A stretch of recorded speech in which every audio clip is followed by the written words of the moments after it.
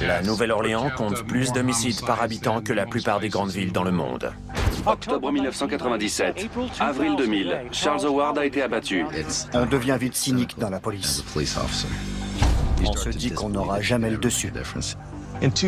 En 2001, il y a eu 27 tentatives de meurtre dans cette cité. Un coin à éviter la nuit. Les Cut Boys étaient un gang impitoyable. Derek Washington avait la meilleure héroïne de la ville. Terrence Benjamin était l'un des plus violents. Sans raison apparente, il a commencé à faire régner la terreur. La peur est l'arme de ces lâches. Ils vont plonger. Ils plongeront. Nous avons relié ces homicides entre eux. Nous avons trouvé une douille calibre 45 avec une encoche. C'était la signature des Cut Boys. Quand on a arrêté Timan, je lui ai dit « C'est la dernière fois que tu vois le soleil en homme libre. » Les secours arrivent sur place. La ville est sous les eaux. 8 ans d'enquête pour rien. Le labo était sous 3,50 m d'eau. Si on ne peut présenter ni preuve ni témoin, on n'a pas de dossier.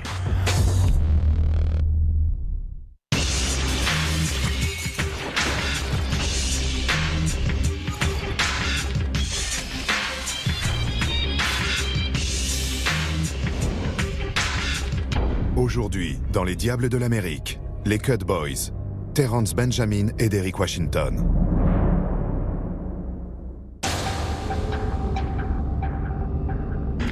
Une inondation est redoutée. On annonce un puissant ouragan qui a été requalifié en catégorie 5. Les gens ne veulent pas l'affronter et préfèrent prendre la fuite.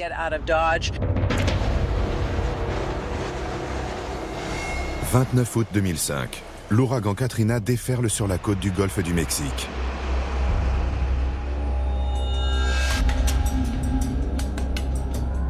Durant les mois qui suivent, les dégâts causés se révèlent considérables. Plus de 1800 personnes ont trouvé la mort. Des centaines de milliers sont évacués. Les maisons, les entreprises et les institutions sinistrées. Or, cette tempête du siècle semble être arrivée à point nommé pour deux gangsters.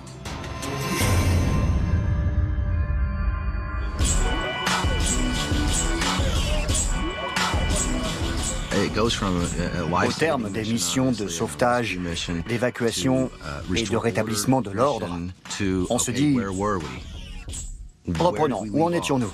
Ah oui, sur cette affaire. Le palais de justice est inondé. Tous les dossiers sont trempés. Ils sont irrécupérables. Il en va de même pour de nombreuses scènes de crime. Après la tempête, quand les digues ont lâché, j'ai vu la cité à la télé, aux informations nationales sur Fox News et CNN. Et je me suis dit, c'est pas vrai. La cité est sous 2 mètres d'eau et tout le monde est parti. La cité Calliope est fermée depuis Katrina, excepté quelques bâtiments. Mais tout est dévasté. Durant plusieurs mois, la rumeur courait que les poursuites judiciaires ne reprendraient pas de sitôt, car les avocats étaient partis et les agents avaient pu être transférés.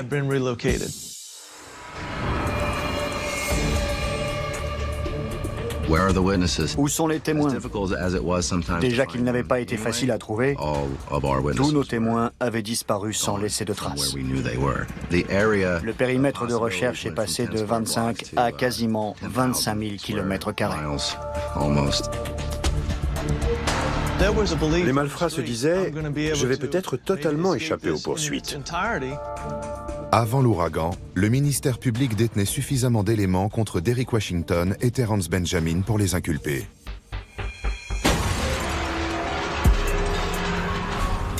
Les deux hommes ont été identifiés par la police comme étant les meneurs d'un gang appelé les Cut Boys.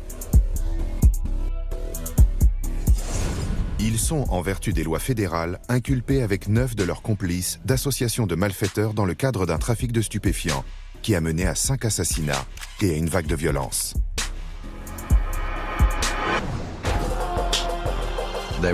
Et ils étaient impitoyables.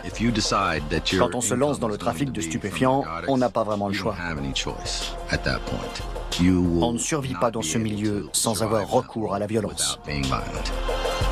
Selon la police, ces deux jeunes gens ont semé la terreur pendant 10 longues années. Terence Benjamin était respecté dans le milieu car il était très violent. Il se faisait appeler T-Man ou Black. C'était un homme réputé violent. Et il a fini par avouer avoir commis des meurtres. La peur est l'arme de ces lâches qui ont accablé notre communauté. L'un des chefs de file de cette organisation était Washington. Il se chargeait de l'approvisionnement en héroïne. On le surnommait Eyes. C'est pertinent quand on voit sa photo. Eyes était probablement le plus gros fournisseur d'héroïne dans la cité.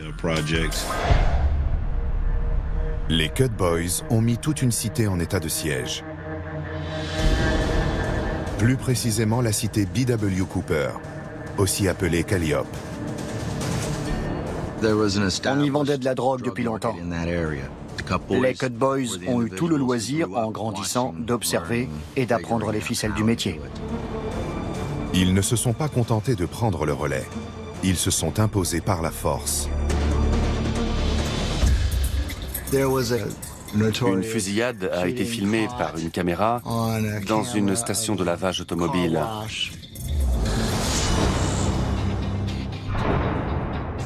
Ils avaient des fusils d'assaut. Tout a été filmé.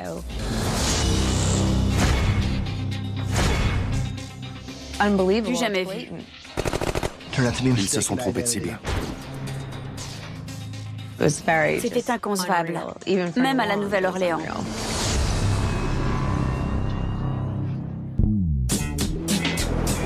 La Nouvelle-Orléans n'est pas seulement connue pour son carnaval et le Vieux Carré, son quartier français.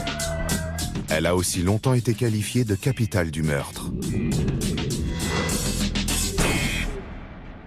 Meredith Acosta a eu l'occasion de voir le carnage perpétré par des Cut Boys.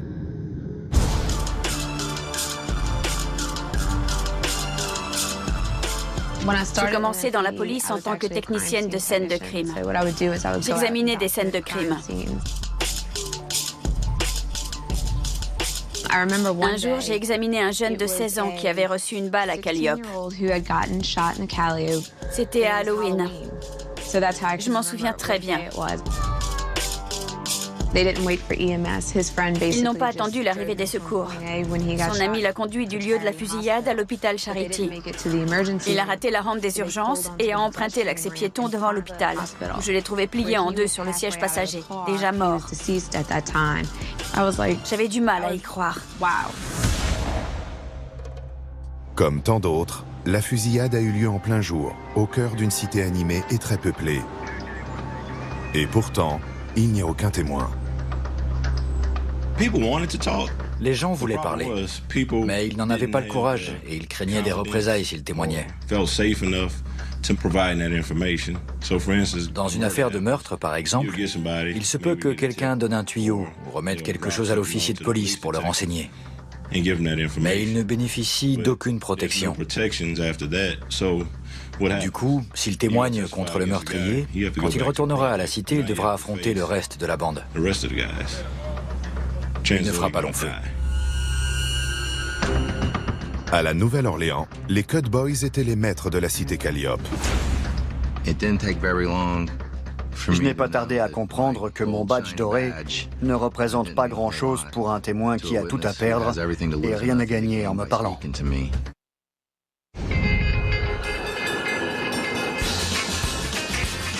La Nouvelle-Orléans a une longue et riche histoire. Célèbre pour ses musiciens, son carnaval, ses casinos flottants et ses restaurants du quartier français, la cité du croissant comme elle est surnommée, a toujours été un haut lieu du gangstérisme. Les Cut Boys ont écrit un chapitre de l'histoire de leur ville.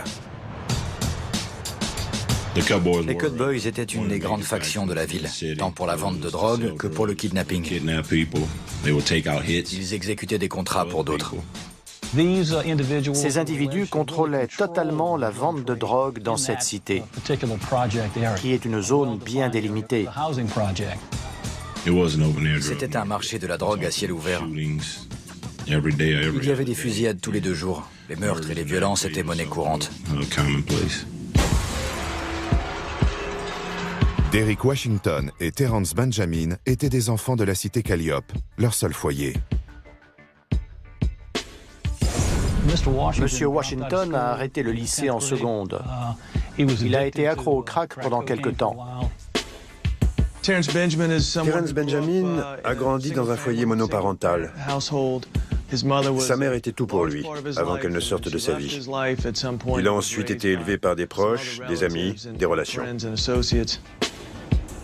Il a grandi dans une cité sans instruction ni figure paternelle.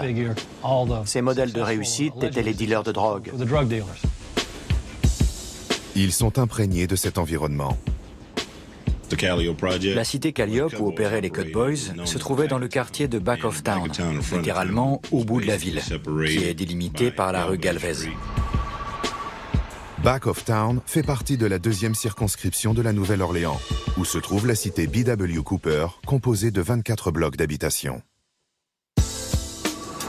Le Superdome nous sert de point de repère dans la ville. Et il se trouve à 2 pas du boulevard Earhart, qui longe une cité déjà ancienne, avec des résidents de longue date. La cité Calliope se démarquait des grands complexes d'habitation de la Nouvelle-Orléans. Beaucoup de violence, beaucoup de drogue. Les cités avaient toute mauvaise réputation. Calliope, Lafitte, Iberville. Elles étaient connues pour la drogue, les meurtres, etc. Elles avaient donc mauvaise réputation, surtout Calliope. C'est au cœur de cette cité que les Cut Boys s'imposent et se font un nom. C'étaient des bâtiments de béton disposés en rectangle. 2 bâtiments face à face, séparés par une rue, et 2 à angle droit avec un petit passage appelé le Cut. Ils appelaient le Cut le secteur d'où ils opéraient principalement. À force de traîner dans le Cut, les gens ont commencé à les appeler les Cut Boys. Voilà d'où vient leur nom. Ils opéraient dans le Cut. Un coin à éviter la nuit. Ce secteur n'était pas visible de la rue, ni de l'antenne de police située à 200 mètres de là. Le Cut était à l'abri des regards indiscrets et les Cut Boys aussi. La Nouvelle-Orléans est sûrement l'une des villes les plus violentes des États-Unis. Elle compte plus d'homicides par habitant que la plupart des villes dans le monde. Derek Washington et Terrence Benjamin ont une enfance difficile. En 1981, la cité Calliope est rebaptisée Cité B.W. Cooper, en hommage à un homme qui a dédié 33 ans de sa vie au service municipal du logement. Mais le nom de Calliope reste, surtout quand il est question de drogue.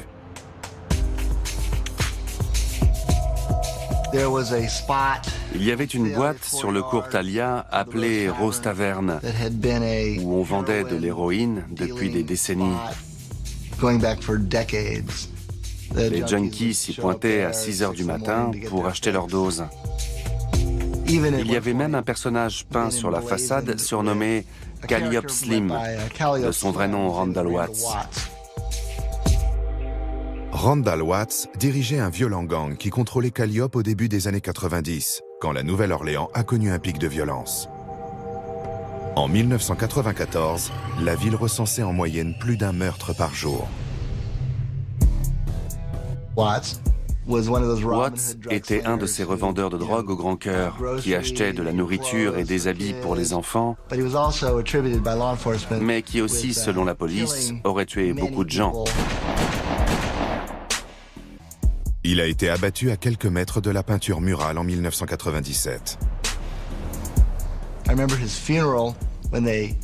Le jour de son enterrement, son cercueil a été porté bien haut dans la Rose Tavern. C'était presque un hommage à ce fameux chef de gang qui aurait tué plusieurs personnes. Ils ont grandi dans un climat de violence et de règlement de compte. Ils ont grandi en admirant les dealers. Les Cut Boys trouvent chacun leur voie. Monsieur Washington a comblé un vide. Quand plusieurs gangsters ont été arrêtés, il a su comment s'y prendre pour les remplacer. L'ancien accro crack se lance dans le trafic d'héroïne. Il a commencé par vendre de l'héroïne au détail. Puis il a gravi les échelons, pour ainsi dire, et a réussi à trouver un fournisseur de grosses quantités d'héroïne provenant directement du Guatemala. Terrence Benjamin se spécialise lui aussi, après un incident qui a failli lui coûter la vie. On lui a tiré dans le cou. Il a eu de la chance d'en réchapper. Un de ses amis proches a été abattu d'une balle durant l'incident. C'est arrivé dans la cité Magnolia. Ils ont 17 ans quand ils croisent un gang rival dans le mauvais quartier. En apprenant que Terrence Benjamin a survécu, le gang revient à la charge. Ils ont à nouveau essayé d'abattre Terrence Benjamin. C'est un manque de respect qui ne peut rester impuni, à moins de quitter le milieu. Si vous ne ripostez pas immédiatement, ça arrivera à nouveau jusqu'à ce que vous soyez mort. T-Man décide de contre-attaquer en tuant quiconque s'opposerait à lui dans la cité Calliope et au-delà.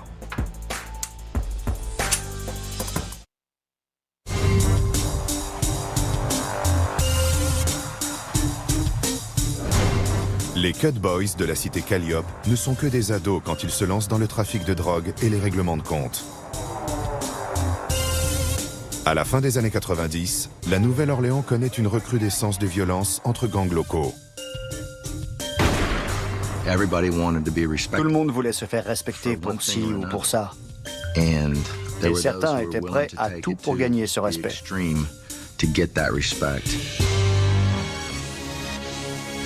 Terrence Benjamin était l'un des plus violents. C'est lui qui a tué le plus de gens. Pour lui, le respect se gagne en étant violent, en ayant cette réputation. C'est une question de respect. Sans ça, vous êtes mort. Terrence Benjamin a été une victime avant de devenir un tueur. Son ami et lui ont été surpris hors de leur secteur par un gang rival dans la cité Magnolia. Son ami a été tué et lui a reçu une balle dans l'épaule et une autre dans la nuque. Il a eu de la chance d'en réchapper. Peu de temps après, il a commencé à faire régner la terreur.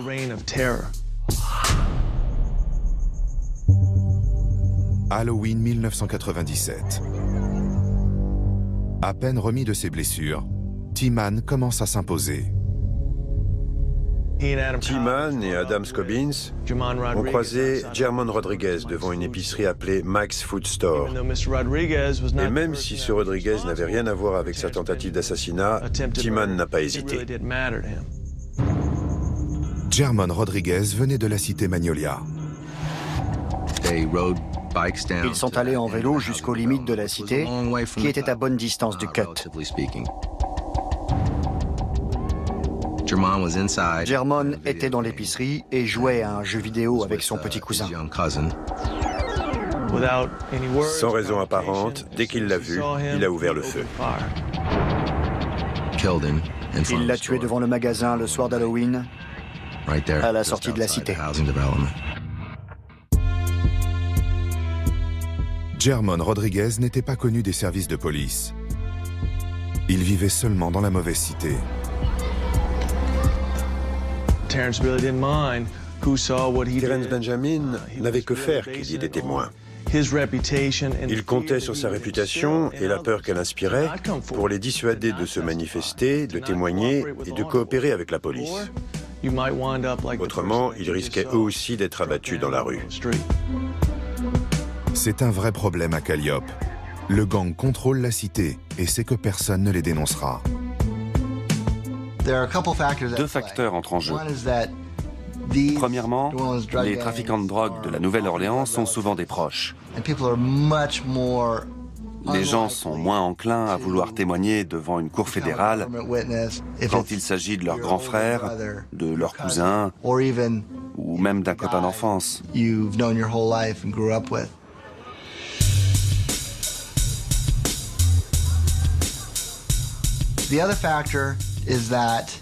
Deuxièmement, la sanction infligée à une balance dans le milieu de la Nouvelle-Orléans est bien plus radicale que celle fixée par un tribunal.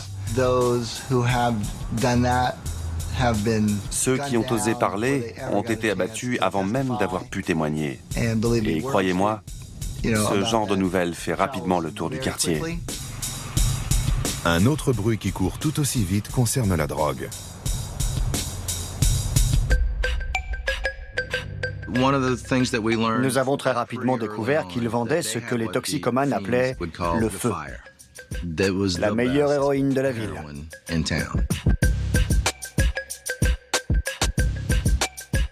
Derek Washington, alias Eyes, était sans doute le plus gros fournisseur d'héroïne dans la cité. Le produit arrivait à l'état pur et n'était pas forcément coupé. Derek Washington a déclaré « Je vais récupérer tous les junkies de la cité et des autres quartiers parce que j'ai la meilleure cam. » Les Cut Boys vendent de l'héroïne à la grande époque du crack. Les clients affluaient de tous les quartiers de la Nouvelle-Orléans. Des gens de tous les horizons, de toutes races, des deux sexes. Les junkies peuvent vous acheter de l'héroïne pendant des années, voire des décennies. Avec le crack, c'est plus aléatoire. À l'instar de Derek Washington et de Terrence Benjamin, les autres membres des Cut Boys sont tous attachés à leur secteur. Winston Gilmour, Boo, Corey Washington, Cutboy Corey, Louis Gilmour, Pee-wee, Adam Cobbins, Kedrick Hall, KK. Ils avaient marqué leur territoire avec des graffitis pour faire savoir à ceux qui l'ignoraient qu'ils contrôlaient ce secteur. Ils ne permettaient pas aux dealers qui n'avaient pas de ghetto pass de vendre de la drogue.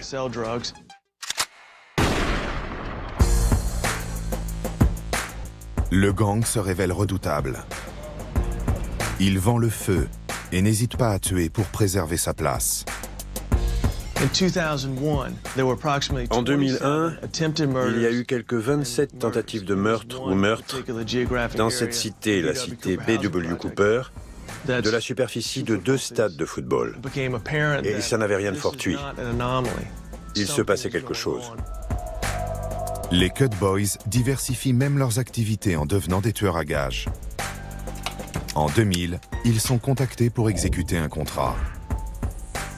Terrence Benjamin, Corey Washington et Adam Cobbins ont décidé de l'accepter. La cible est un résident de Calliope, Charles Howard. Surnommé Pig, Charles Howard était un complice de Terrence Benjamin. Mais l'argent est l'argent. Terrence Benjamin a accepté le contrat, moyennant $10 000. Terrence Benjamin prépare un cambriolage en mettant Charles Howard dans la combine. Ils étaient censés cambrioler une maison pour y voler de la drogue et de l'argent. Mais c'était totalement bidon.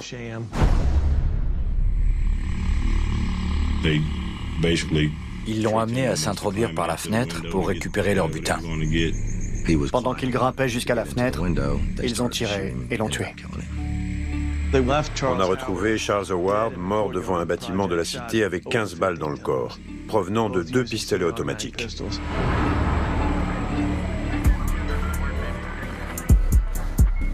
La réputation de T-Man devient si sulfureuse qu'elle commence à nuire aux affaires. Souvent, les consommateurs préféraient s'approvisionner auprès d'un autre dealer que Terrence Benjamin, car ils redoutaient son penchant pour la violence. Un petit dealer nommé Chester Smith se met à tirer parti de la peur que le gang inspire.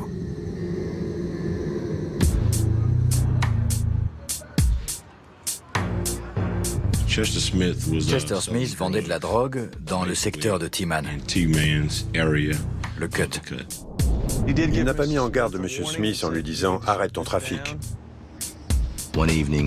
Un soir, Terence Benjamin est allé avec un client pour simuler une transaction, frapper à la porte du dealer, armé d'un fusil.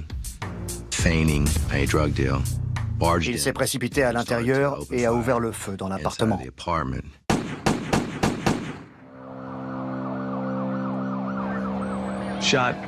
Il a tiré environ 23 fois dans l'appartement et a tué un homme appelé Ray Manner qui dormait sur un canapé. Chester a pris une balle dans le coude et s'est enfui par la porte de derrière. Alors qu'il courait sur la route, Terence Benjamin a continué à lui tirer dessus. Chester n'est jamais revenu. Cette fois, la police débarque en force. Nous pensions savoir ce qu'il nous restait à faire. Frapper aux portes pour interroger d'éventuels témoins. Mais personne n'a rien vu. La première chose qu'on nous disait, c'était « S'ils me voient vous parler, ils me tueront ». Par la force des choses et pour avancer l'enquête, nous avons improvisé une technique. Nous avons décidé d'investir la cité. Ce n'est plus votre cité, c'est la nôtre. La police s'installe dans la cité Calliope.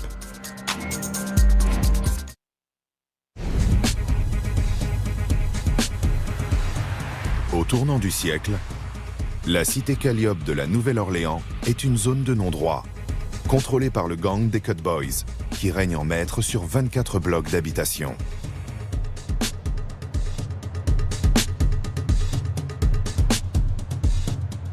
La cité est connue dans toute la ville, et plus particulièrement par les junkies et la police.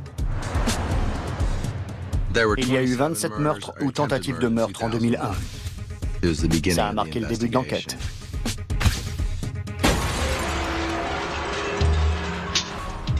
En 2001, le gouvernement lance le projet Quartier sûr, une initiative du département de la justice pour réduire l'utilisation des armes à feu dans tout le pays. Le projet prévoit de faire collaborer les policiers et les procureurs avec des agents fédéraux. Ray Connor, alors policier à la Nouvelle-Orléans, fait équipe avec Mike Eberhardt, de l'Agence de contrôle des alcools, du tabac, des armes à feu et des explosifs. Mike Eberhardt et Ray Connor ont commencé à mettre la pression. Notre mission était de gagner leur confiance à long terme. On a fait une descente dans le quartier pour obtenir des informations, savoir qui a tué qui devant l'immeuble. Et j'ai été surpris à l'époque, sans être naïf, par le fait que personne ne coopérait. Ray m'a dit, le plus poliment possible, « Vous vous rendez compte de ce que vous faites ?» J'ai dû admettre que non. On les prenait en photo, alors ils ont commencé à se disperser et à couvrir leur visage. Ça donnait le ton. La tactique était la suivante. On ne bougera pas d'ici tant qu'on ne vous coincera pas. Les policiers surveillent la cité du matin au soir pendant des mois. Rapidement, ils parlent à tous les suspects individuellement.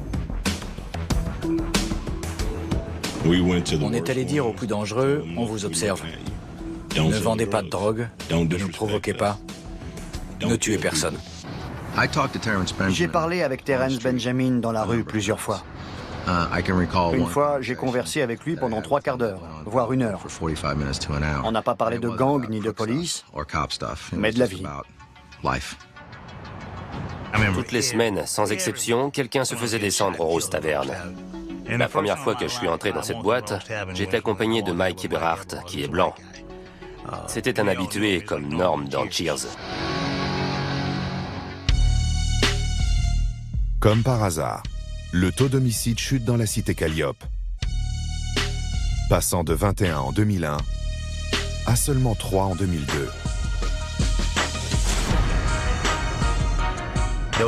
Ces chiffres étaient excellents. C'était le fruit du travail de Mike et de Ray. Il y a eu une fusillade. J'ai foncé sur les lieux après l'avoir entendu aux infos. J'ai débarqué dans la cité et j'ai parlé à Terence qui m'a dit qu'il n'y était pour rien. Terence me l'a assuré et il s'est avéré qu'il disait vrai. Mais les crimes que Timan a déjà commis reviennent le hanter.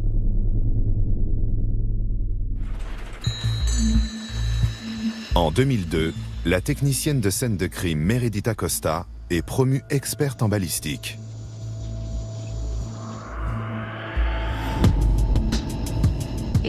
Les agents Eberhardt et Ray sont venus me voir. On collaborait constamment. On est sur 2 affaires. Peux-tu les comparer? Raymond Connors et Michael Eberhardt cherchent à faire des recoupements entre les crimes commis dans la cité Calliope. Grâce à NIBIN, notre réseau national d'identification balistique, nous avons relié ces homicides entre eux. Quand nous identifions une arme comme étant à l'origine de 2 crimes perpétrés la même semaine, nous en déduisons qu'un seul individu ou plusieurs membres d'un gang sont impliqués. Ce n'est pas toujours le cas, mais c'est au moins une piste. Nous déterminions combien d'armes étaient impliquées, leur type, s'il s'agissait d'une arme en particulier, puis nous entrions ces données dans le système NIBIN. Prenons une douille de calibre 45. Le système recherche toutes les autres douilles du même type sur le serveur, puis affiche toutes les occurrences.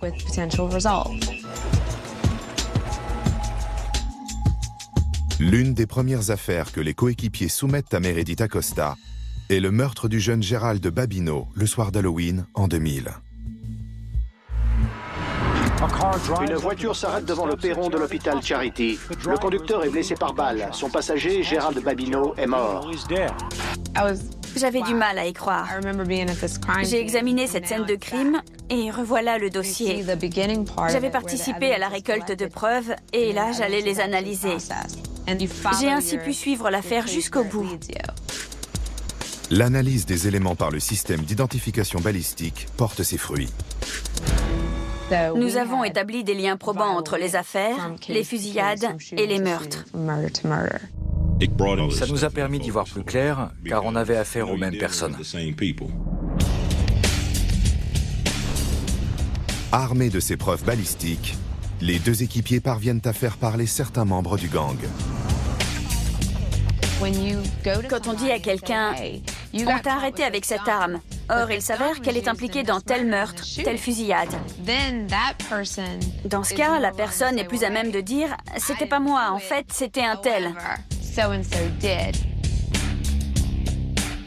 Je me suis rendu compte que je m'étais fourvoyé quand on nous a claqué la porte au nez au début et qu'on a pensé que les gens s'en fichaient. C'est faux. 95% des habitants de la cité ne voulaient pas de cet environnement. Il leur fallait un peu d'aide pour changer la donne. Le 19 août 2003, le procureur fédéral annonce l'ouverture de poursuites pénales contre 11 membres des Cut Boys, sur plusieurs chefs d'accusation, en vertu de la loi RICO élaborée pour lutter contre le racket et le crime organisé. La peur est l'arme de ces lâches. Ils vont plonger. Ils plongeront. Quand on entend le mot racket, on ne pense pas aux Cut Boys. On pense plutôt à New York, au FBI qui surveille la mafia d'une camionnette et écoute les conversations des caïds. Or, les Cut Boys se livraient en bande organisée à un trafic de stupéfiants et à des règlements de compte. Selon une disposition de la loi RICO, chaque membre est responsable des agissements de son gang. On a pu les inculper de 5 homicides et 4 tentatives de meurtre. Sur les 11 inculpés, 9 ont été arrêtés. Quand on a arrêté Timan, je lui ai dit « C'est la dernière fois que tu vois le soleil en homme libre ». Il a pris peur. Ce qui les a achevés, c'est d'avoir été inculpés de trafic de drogue en vertu des lois fédérales. S'ils avaient été jugés selon les lois de l'État, ils auraient pris 6 mois avec sursis. Là, ils encouraient 20 ans, voire perpétuité pour la même activité. Le premier à collaborer est le baron de l'héroïne, Derrick Washington, alias Eyes. Il a compris que s'il passait en jugement, il prendrait probablement perpétuité, à cause des preuves accablantes qui seraient présentées contre lui. Il n'avait jamais encouru une telle peine. Il a signé un accord et a accepté de coopérer avec les autorités. En 2005, Hayes est condamné à 20 ans de prison. Puis c'est au tour de ses complices d'être inquiétés, dont un membre des Cut Boys en particulier, T-Man. Les secours arrivent sur place. La ville est sous les eaux. 8 ans d'enquête, interrompus par l'ouragan Katrina. Le labo était sous 3,50 m d'eau. On a tout perdu. Tout le monde a été dispersé pendant 2 ans.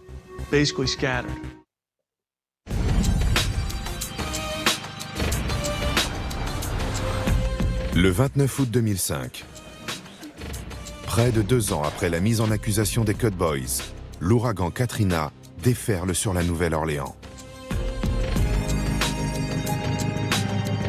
La tempête et les eaux balayent le seul refuge qu'aient connu les membres du gang, qui, à cette heure, se trouvent déjà derrière les barreaux. Cette catastrophe naturelle leur redonne espoir, à tous, sauf à un. Après l'ouragan, des gens de tous les horizons ont été déplacés, y compris les avocats. Tous nos témoins avaient quitté leur cité sans laisser de traces. La donne change totalement quand il arrive une catastrophe d'une telle ampleur. Parce qu'on n'a rien vu venir. Si on ne peut présenter ni preuves ni témoins, on n'a pas de dossier. 6 mois avant la tempête, Derek Washington, le fournisseur d'héroïne du gang, a plaidé coupable d'une inculpation de racket contre une peine de seulement 20 ans. Pour les autres, on a dû tout reprendre, tout recommencer à zéro. La reconstruction de la ville redonne espoir à nos citoyens. Je suis sûr qu'en leur fort intérieur, ils pensaient que la situation allait tourner à leur avantage. Mais c'était hors de question. Les policiers s'investissent avec la même ténacité dont ils ont fait preuve lors de leur enquête à Calliope. J'étais déterminé à retrouver chaque témoin. On s'est rendu dans une quinzaine d'États. Alors qu'avant, tout le monde se trouvait à 2 minutes du Superdome et 5 minutes du palais de justice. Mike a fait au moins 200 000 km en voiture pour essayer de retrouver les témoins qui avaient été déplacés. Des habitations, on ne voit plus que les toits. Les rues autrefois bondées de touristes sont envahies d'eau stagnante. Nous avons perdu toutes nos preuves et notre système d'identification balistique. Nous en pâtissons encore. Il n'est pas toujours facile d'expliquer devant une cour que les preuves ont disparu. Au bout de quelques semaines, la chance sourit à l'équipe chargée d'enquêter sur les Cut Boys. Une partie des preuves se trouvait au laboratoire de l'avenue Tulane, dans les anciens locaux de la police scientifique de la Nouvelle-Orléans. Il avait été inondé. Les preuves sont généralement conservées dans le sous-sol du commissariat. Celles qui nous intéressaient ont été préservées car elles avaient été transférées à l'agence. L'agence de contrôle des alcools, du tabac, des armes à feu et des explosifs se situait dans une zone surélevée. Je crois qu'un des t-shirts troués par des balles était rangé sur le haut d'une étagère dans mon bureau. Il n'a pas été mouillé, car il était à plus de 3,50 m du sol. On a réussi à réunir les preuves nécessaires.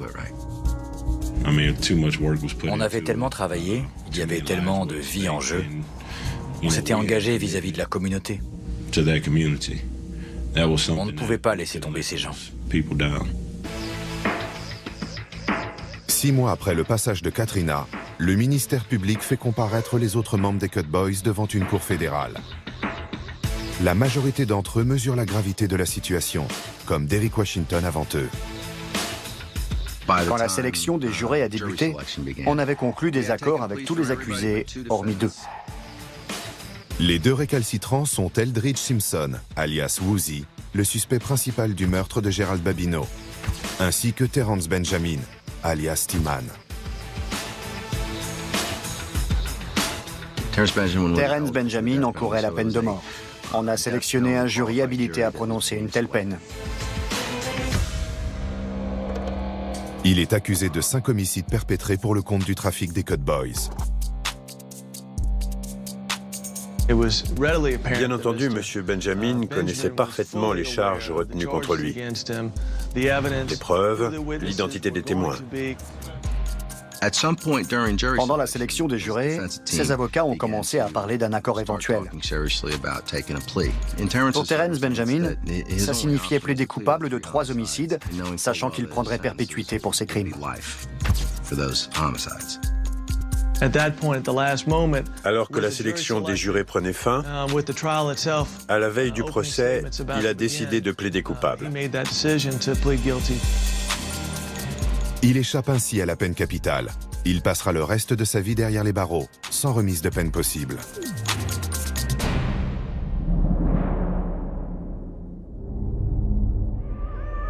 Son co-accusé Woozy est le seul membre des Cut Boys à passer en jugement. Ce sera bref.